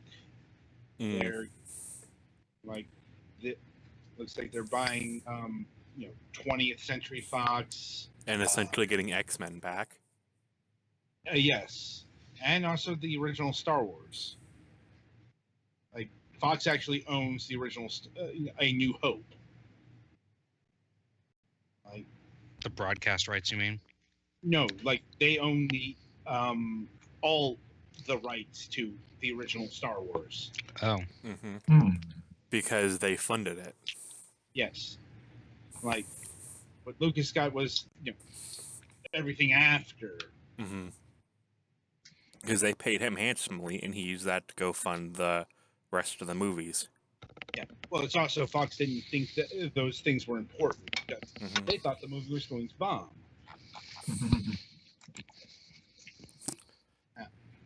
Like, If only they had a time machine. yeah, it's like the people lost their jobs over that. I imagine a few of them probably ended their own lives. Because holy fuck. Not that Oh, severe. yeah. But the FX networks, so yeah, it's like Fox is going to own a lot of, they're going to own Aliens, Predator, The Simpsons. Oh, they're going to own The Simpsons? Oh, God. Yeah, Family Guy. They're going to own a lot of un-Disney-like stuff. That's going to be weird. No shit. Assuming that, like, regulators allow this. Right. Because, again, Disney's going to be owning a lot of shit. Well, yeah, and it's not just here. Like, Fox has a stake in Sky Broadcasting in the UK, which is part of the deal. Something called Star in India. Let's see. The big ones, the regional sports networks. Like, that's apparently going to be like that's like the most valuable part of the deal, but probably the one that's going to fall in the most scrutiny because, Disney owns a thing called ESPN. Mm-hmm. Let's see. And apparently National Geographic's included in this. Yeah, I don't see Disney getting all of this. I see them getting parts, but I don't see them getting everything. Well, there is less regulatory scrutiny than, say, if Comcast had been the purchasers. Mm-hmm. Like, because Disney doesn't, like, the most Disney has is a network. Mm-hmm. You know, they own ABC, and, you know, they've got cable channels, but they don't, like, own, they're not a cable company like Comcast is. Yeah. You know, and, you know, the Department of Justice is suing AT&T over the Time Warner merger. So, Mm-hmm. although the reasons for that are speculative. Now,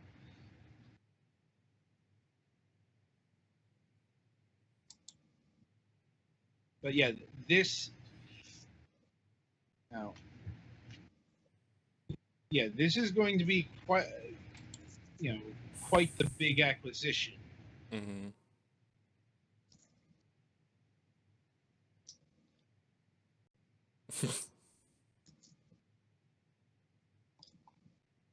Like,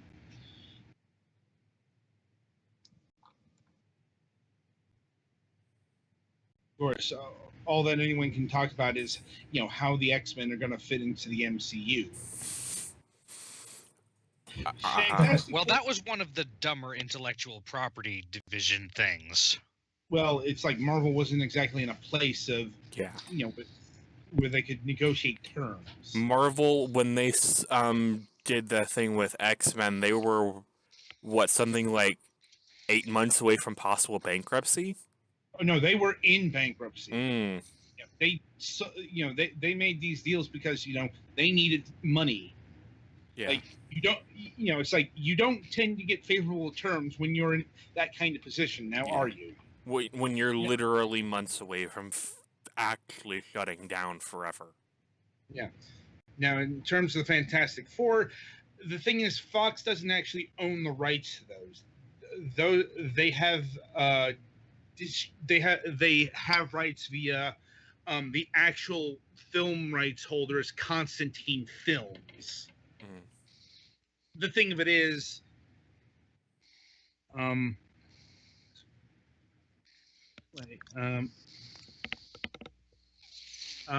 guess we can get Kevin in here. Yeah. Um,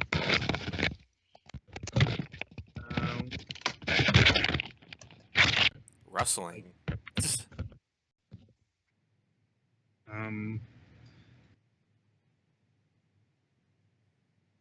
where is he?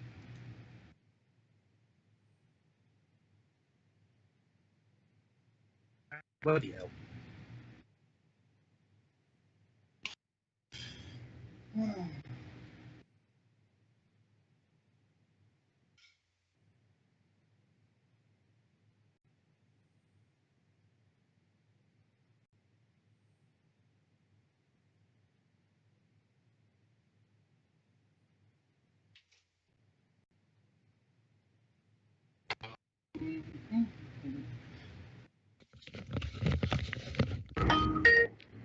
Ah. Hello. Greetings. Apparently you have a chime with you. Yeah, hold on a second. Yeah, just moving around here. Trying to get into position. All right. Your timing is actually good because tell these people about the Fox Disney thing. Yeah, I was listening in actually. So what's happening is tomorrow it's going to be announced. It's been pretty much there's been talks pretty much going on for the last couple of months. But what's going to happen is it's going to be buying 20th Century Fox and the 20th Century Fox television studio, which is probably the bigger one of those two. Mm-hmm. They're also going to be getting as been previously stated. I think y'all have said what they're going to be buying, but I think the RSNs actually aren't going to be as much of an antitrust problem because they don't really have a broadcast agriculture in terms of side agreements and this would basically be an extension of ESPN, essentially. Hmm. This would be, and and I think it's and yeah, I do agree that the RSNs are probably one of the most important things about this deal, because of the fact it's going to help ESPN, and they need a lot of help right now. ESPN is losing cable customers at a rate of about, I'd say, maybe 1 million or 2 or 3 a year. They fired, 300 people over the Thanksgiving weekend? Yeah, they fired a lot of people over the last Yeah. year and a half. They had fired about another 300 a couple weeks ago, yeah. And they had like a big all-employee meeting today in Bristol to pretty much, set the lay of the land from all the stuff that's happened in the last year and a half. And but I think the reason why this is happening has to do with Sky. Because what's happened with Sky is that there was this big deal, as been mentioned here, but it's been delayed a lot. And the reason why it's been delayed is because Britain is not happy with what, Papa Rupert's newspapers in Britain, the Sun, the Times, etc., and Fox News. Yeah. And from what I understand, Rupert Murdoch hasn't actually made a good deal in about a decade. Right. But the British government is not liking what the newspapers and Fox have been doing. That's delayed the deal. And James Murdoch, who is the head of 21st Century Fox, is, not really happy about that. And so he's looking for a way to get this Sky thing over with. So because of the fact that this deal isn't coming forward, the only other option is to get somebody else to buy it with their backing, but that would also have to mean that they would have to sell a lot of other things. So that means you have to put everything on the table. Yeah. Well, it's not just that. It's they're on the precipice of a shareholder revolt. Right. Have been for a while, but here's the thing. There's actually 2 classes of stock, and the Murdochs had a power block with some Saudis. Right. And Prince Eloise is the big one there. Yeah. And since they've been basically forced to divest, that that's pretty much opened the door. Yeah. But to me, I think that these talks and this deal happened before those arrests. Well, these talks have been happening for a while, but then they slowed down. They stopped because probably Rupert and Lachlan didn't want to do it. But then all of a sudden this arrest happens, you lose that Saudi block, and all of a sudden you have all these shareholders who actually want this kind of deal. And I think James behind the scenes was trying to tell them, hey, this is what we're doing, this is what's happening, do you want to do this? And they would be like, oh yes. Because let's be honest, you would be stupid to say no to this unless you're Rupert Murdoch. Yeah. So then it's also apparently over an inability to become, a mega behemoth like, ironically enough, Disney. Right. I mean, the Murdochs can't do this. Yeah. Because there's worries of it's between 2 things. Who do you want to be bigger? Do you want Disney to be bigger, or do you want the Murdochs to be bigger? Yeah. If you make the Murdochs bigger, you have the Fox, you have Fox News, you have the newspapers attached to it, and nobody wants to do that. Yeah. Nobody wants to buy that stuff. They just want to buy the other stuff. Right. And nobody wants to sell the Fox with that attached to it. I wouldn't go that far. You can't tell me that that a lot of people wouldn't desire Fox News because of its positioning. I mean, there'd be a hell of a lot of restructuring going on. Not even that. But I think the thing about that is that the Murdochs don't want to give that up. No, obviously not. I think the only way that thing is ever sold is if Rupert Murdoch is no longer on the mortal plane. Well, I mean, that's kind of what's going on here. They're basically selling off 21st Century Fox. Right. And everything else is getting spun off or is in News Corp. Right.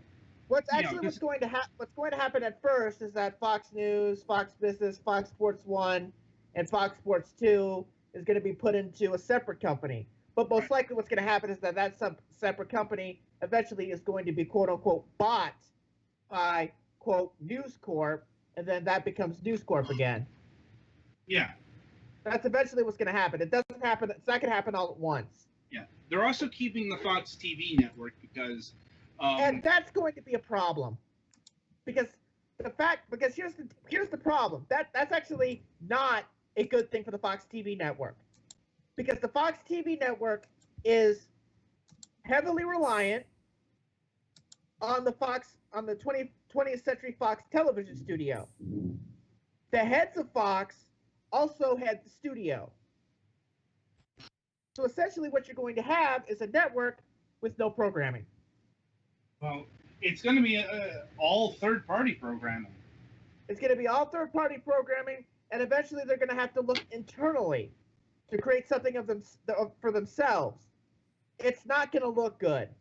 Well, You want, in this day and age right now, you want to have your own original content. You don't want to go third-party. Like all the other networks, NBC has been trying to get more programming from Universal Television, from deals that are connected to them. You know, CBS, probably a little bit better in that front because they actually do go outside Warner Brothers Television. They have that CW thing in the bag too.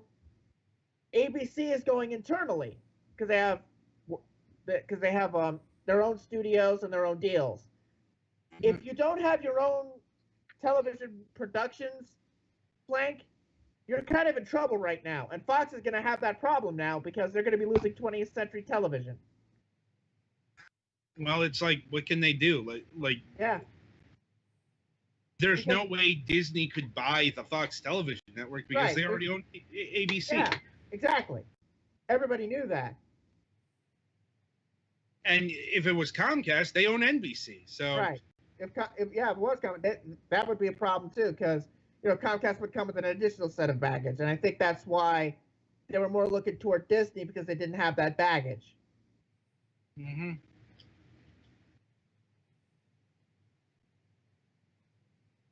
Yeah, that thing is going to be big for the next couple of months. Probably. Like, not just months, but this is going to take a very long time. Not just to clear, but it's going to take so long.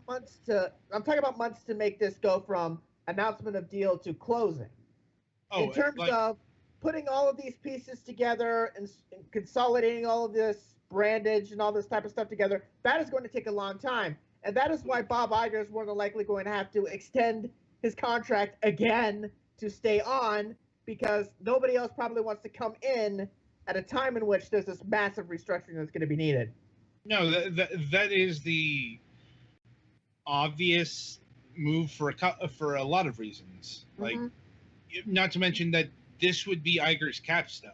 Like, right, it would. It absolutely would. This would be the most eventful thing that a Disney executive has ever done in the history of the company, going back to Walt. Michael Eisner. The closest thing probably is Michael Eisner buying ABC. Well, but this is much bigger. Well, that's the thing. Like, I don't know if you've ever read the book Disney War. I recommend doing that because the ABC merger was fucking botched. I've heard about what happened with ABC and then later Fox. The Fox family deal in 2001. Those two combined really screwed the company over, and then eventually there was that Comcast takeover. Well, yeah, where everybody then said, where Roy Disney and his people then said, okay, no more, that's enough, get out of here. That's what the Disney War covers. It covers basically the Eisner era of Disney. Yeah. The author got unprecedented access to top Disney officials, including Eisner. So, it covers. But this would be the most consequential thing a Disney executive has done since that. Yeah, and here's the thing. But it is bigger. Yeah. Well, the thing is, Iger has stated repeatedly that he never wants to see another merger like ABC on his watch. Well, because he lived through that. yeah. Well, that was then, and this is now. And the fact That's of the why- matter is that he's done this multiple times now. That's why I'm saying that. That's why I'm saying he'd stay on until it's completed. Right. It makes sense because It makes sense. Absolutely. you know, He wants to ensure this. yeah, like He he does said, not want to make this deal and then have this deal completely blow up. obviously, and obviously it's going to take long. He's supposed to step down in 2019, And he was but also talking about running for president, too.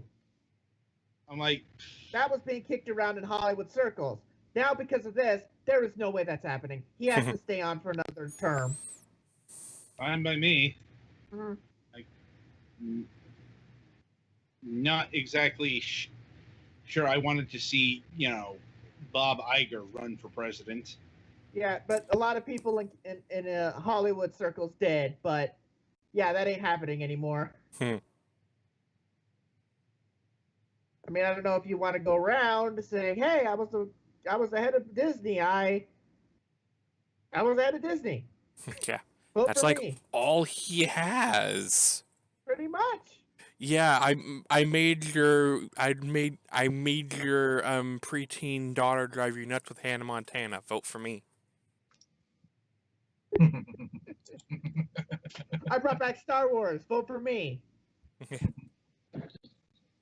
I made Marvel. I helped ensure you got Marvel movies every year. Vote for me. Okay, that might actually be a selling point. Yeah. Yeah.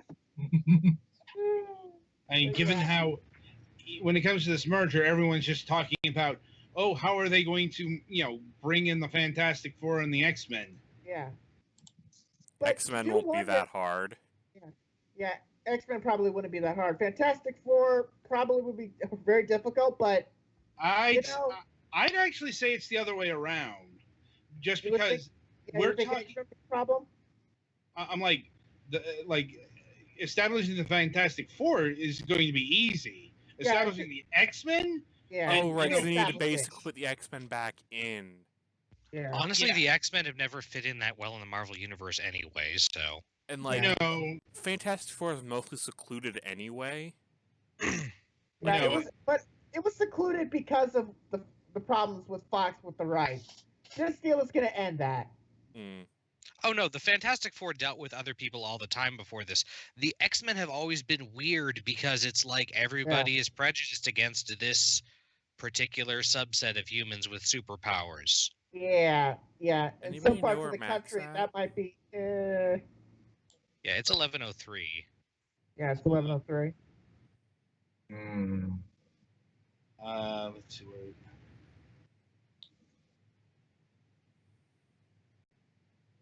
Yeah, I was kind of expecting Mac to be on the thing by now. Oh, he's typing. Oh, he's typing. Oh, there he is. Oh, Place there your you go. bets now for being Well, canceled, boys. Yeah, looks like it appears to be. Hang on. I'll be Ah, there in a moment. it good comes. thing I didn't Yeah. bet money. Somebody didn't watch a clock? So I imagine we're probably gonna be talking about the Fox Disney merger tonight. Potential merger. I'm not sure what he wants to talk about tonight. I mean, there's two ways we can go about this. What happened last night or what's gonna happen tomorrow? Yeah.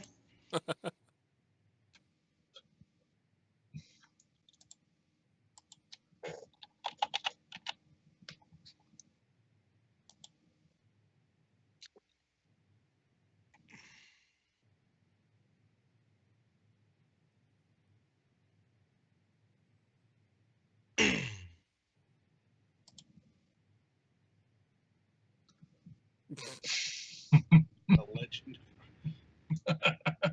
Do we even want to know, Ogre?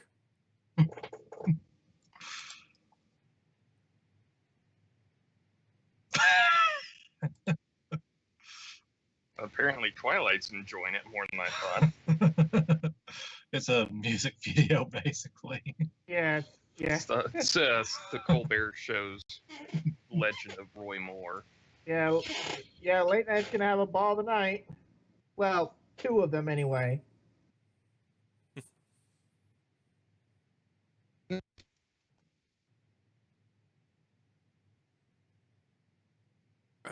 Still can't believe fucking Alabama almost elected a pedophile. Considering what's going on this year, I'm not too surprised. Wait, what's that? Oh, I'm more Has- surprised that they didn't elect a pedophile. yeah. I honestly thought it was going to happen. Say about that Roy Moore last night. Yeah, Yeah. Thank you, Black women of Alabama. indeed.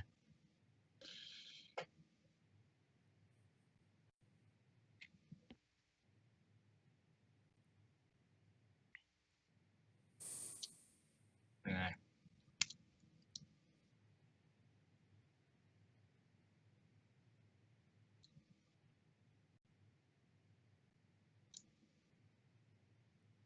Jesus Christ. Mm. What are they called? Aniplex has some expensive DVD box sets. I know. Mm-hmm. Well, that's Yeah, that's what they do. Uh-huh.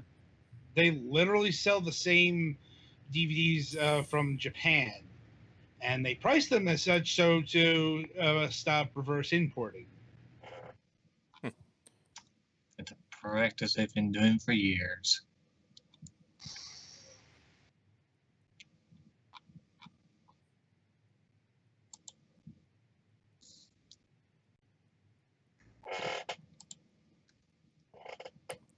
Yarp. Yerp. Oh, hey, it's a Mac. Yarp.